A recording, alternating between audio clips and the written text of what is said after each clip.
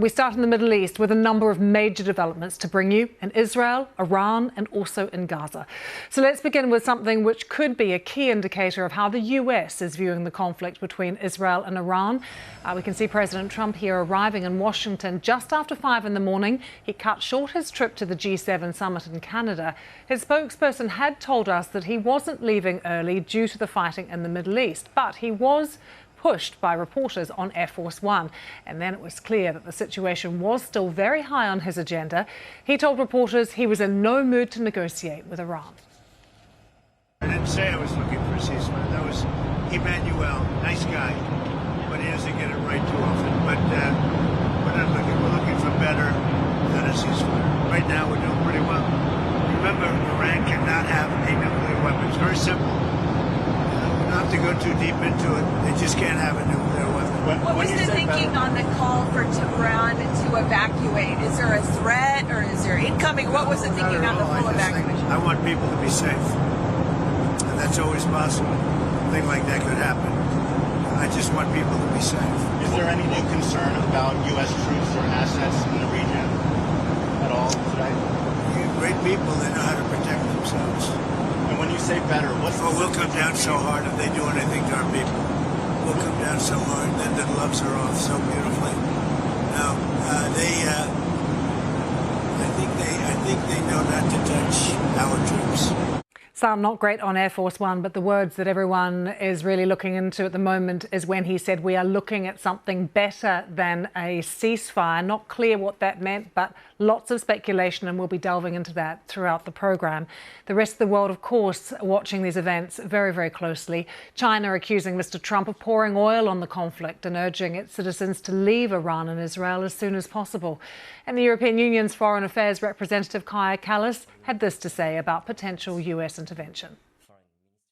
When it comes to United States getting involved, then it will definitely drag the region into a broader conflict, and this is in nobody's interest. And from my call with Secretary of State Rubio, he emphasized that it's also not in their interest to be drawn into this conflict. Israel has been conducting its 5th day of attacks on Iran, which is also launching its own missile and drone strikes.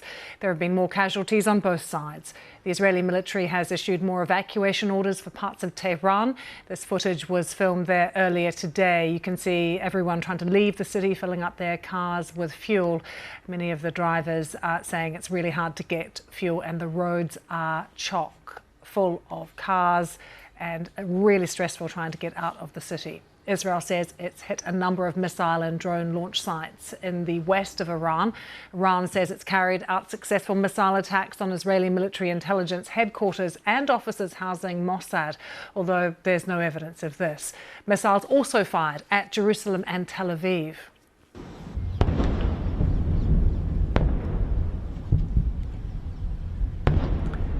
Well, this was Tel Aviv early this morning, apparently as an Iranian airstrike was taking place. It appears that the overnight attacks from Iran have been less intense than in recent days, with no reports of any deaths, though.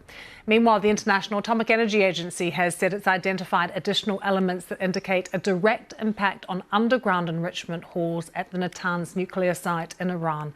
The underground enrichment plant was one of several targeted by Israeli strikes on Friday.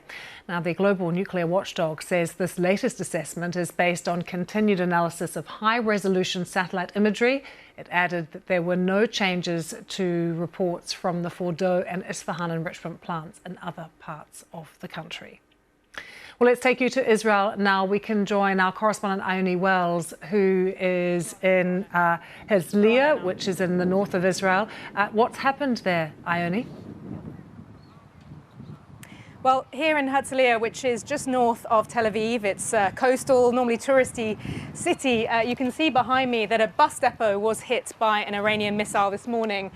There's multiple buses behind me that have suffered pretty extensive damage. This one has been completely gutted by flames. Now, we can estimate from where this is what the target of this Iranian missile was, but Israeli censorship rules mean we cannot broadcast that. In the meantime, though, we can say that nobody here was hurt, nobody was injured. It doesn't seem that there were people in the area. I've spoken to people in the wider Herzliya region who say that they reported hearing loud booms. They saw plumes of smoke when this happened. And just here, you can see the site where this missile appeared to have hit. It's about 5 meters deep. This clearly made a significant impact. People reported, as I say, hearing very loud explosions in Herzliya when this went off and seeing smoke even across the other side of the city. So this is one of the main direct hits that has been reported as part of those retaliatory Iranian strikes today. In the meantime, we know that there are more strikes that have been reported in Tehran. Only what have people been telling you that you've managed to speak to about how they feel about their sense of safety and whether the Iron Dome can protect them at the moment? Well, there are mixed feelings about this. I think certainly there is a feeling of shock about how many in the last couple of days have got through. Now, still, of course, the overwhelming majority have been intercepted. But some Israelis that I've spoken to have said that they're not used to seeing things get through. And it has felt like this conflict has been a lot closer to home, particularly in areas that I visited like Bat Yam, like Tamra, like here in Herzliya, which have suffered from direct hits. In terms of the response, though, to the Israeli government, and what people think they should be doing in response to some of these direct hits, it does vary. Some I've spoken to remain supportive of the Israeli government and say that they feel even though some of their communities are suffering as a result, the government should continue striking Iran because they see a sort of bigger picture aim of what they describe as kind of striking Iran's nuclear program. However, I've also spoken to some Israelis who say that this isn't representative of all Israelis and they would like the government to stop. Some that I spoke to, for example, yesterday cited that they fear this will damage negotiations to release hostages from Gaza. Others said that they felt this had taken attention off Gaza and they weren't happy with what the Israeli government and the IDF were doing both there but also in Iran at the moment. So there are some mixed views among Israelis about how the government is responding to this, but certainly I think something that everyone shares is a sense of shock that this is hitting communities, buildings, some residential areas even, bringing this much closer to home for them. Ione, as we speak to you, we are also getting live pictures from just south of Tel Aviv, which we're going to share with our viewers as well. This is the site of another strike at Rishon LeZion, and the Foreign Affairs Minister of Israel, Gideon Saar, is there just talking to people and looking at the damage that has been done there in Rishon LeZion. What is the official word coming up from the government at the moment about how long this could take and what it is they want now from the Americans? Well, that is a question that many are asking. What is the sort of long-term strategy? What's the end game here for Israel? And at the moment, we don't necessarily know. The rhetoric coming out of Israeli ministers has certainly been clear that they want to carry on until they feel they have completely sort of eliminated Iran's nuclear program. They've also, though, hinted that they are increasingly targeting, of course, top military targets, including personnel, but also infrastructure, but also targets associated with the regime, whether that be media, whether that be people close to the leadership in Iran. So that is something which we know we are increasingly hearing from members of the government about what this endgame might look like. But it is unclear, as you say, what the endgame will be. At what point would they consider their sort of offensive on Iran at the moment a success? And, as you say, what involvement would they want from the US at the moment, particularly from President Donald Trump? Ione, good to see you. Thank you so much. We can take you now to Gia Gol, one of our colleagues from BBC Persian, who is in Jerusalem for us. Gia, just update us on what is happening in terms of damage to infrastructure, people killed in Iran today. Well, Lucy, as we talk right now, I am receiving messages from Tehran. They say they can see a plume of smoke in center of Tehran in west. And also during the day, the Israeli fighter jets had been pounding numbers of places in Tehran and in Karaj, another city not far from Tehran, very strategic city in terms of industrial area and military compounds. But it seems Israeli also last night have killed one of the top General Shadmani, who was the commander of Khatam al-Anbiya. This is a branch and arm of Iranian Revolutionary Guards, very powerful in terms of military, economy, and also in politics as well, well linked with Iranian supreme leader. He was killed, and his killing, posing this question. Of course, Israelis say they have killed him, but Iranians have not confirmed this yet. But what we are hearing right now in Iran, the government has been asking the personal protection units of the officials, do not carry a device which connect to the net. They are afraid there might be electronic surveillance, or at least we know that killing a general with a high position just 5 days ago, his predecessor was killed. Certainly Iranians are worried the Israeli agent may have infiltrated or spying on them. That's why they knew exactly where he was, and they may have taken him out. And Gia, the fear that this is causing amongst Iranians at the moment, particularly with President Trump also sort of saying people in Tehran have to evacuate. What sort of stories are you hearing from people there as they try to leave Tehran with their families? You know, there's often no fuel as well. What sort of stories are you hearing? Lucy, the population of Tehran is, if you count the surrounding area, weighs more than the population in entire Israel. And just imagine the entire country has to leave their homes. And even if they want to leave their homes, it takes time with their cars and get out of the city. I am hearing from people, they say, we have sick people at home. We don't have a shelter. And obviously, Iranian government haven't thought about this day. They haven't built shelter. And so many people are worried if this kind of attack happened, they might be hit. Many people have a loved one in the prison. They think if the prisons are being hit, those people have nowhere to go. And we hear this kind of story over and over again, and many people are angry with the government. They say this is not their fight. This is the government war they impose on the country, and so many people are angry with the economic situation, with inflation. That's why I think the Israeli government think by attacking Iranian security forces, by attacking Revolutionary Guards, intelligence service, which they have a pivotal role in suppressing and oppressing the protests in the past, they might create an environment for Iranian people to rise up. And I think this kind of problem, for example, the banking system was disrupted, it was hacked. Some of the gas station pumps didn't work, electronic one, there was a problem. And I think these kind of psychological war could agitate people, and I think Israeli hope people rise up and topple the government without sending any troops on the ground. Gia, really good to get your thoughts. We're just going to leave you for a moment to listen in to Gideon Saar, who is Israel's foreign minister, speaking at the site of a strike in Rishon LeZion. He's taking questions from the media, speaking in English now. Let's have a listen. Is it regime change, as many are suggesting now? We have very clear goals. First of all, to severely damage the nuclear program. We hadn't finished with that. We still have objectives. We still have targets that now we can target easily, because our Air Force now can relatively fly freely there, and we still have objectives. Secondly, to severely damage the ballistic missiles program of the Iranian regime. And thirdly, to severely damage the plan to eliminate the state of Israel. Regime change is not an objective of this war. It can be a result, but it's not an objective we put to ourselves in this war. The Iranian regime has done terrible things, but many would say that Israel is the real international pariah, accused of genocide in the International Court of Justice. Your Prime Minister wanted on war crimes allegations by the International Criminal Court. These ridiculous allegations were already thrown by the appeal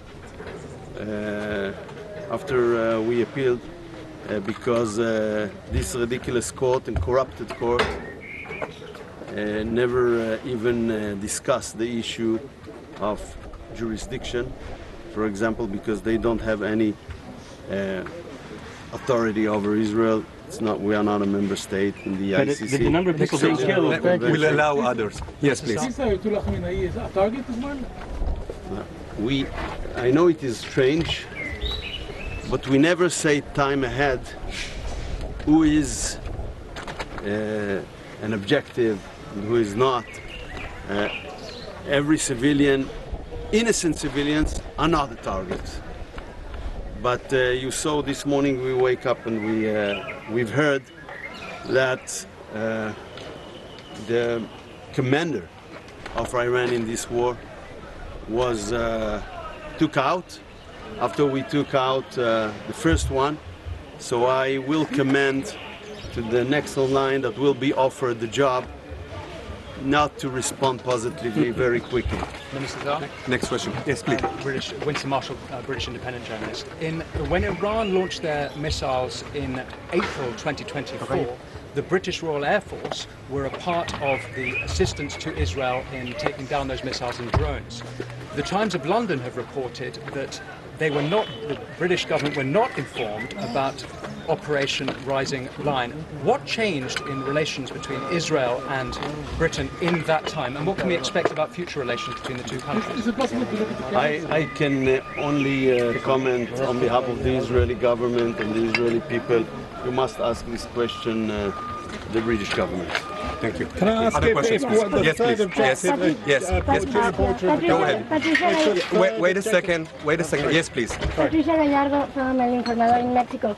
I wanted to ask you how many missiles have been launched since Friday, that was the start of the operation, and how many missiles have landed in Israel, and how many have been stopped by the Iron Dome? We have, I cannot give you now the accurate number, but certainly hundreds of missiles.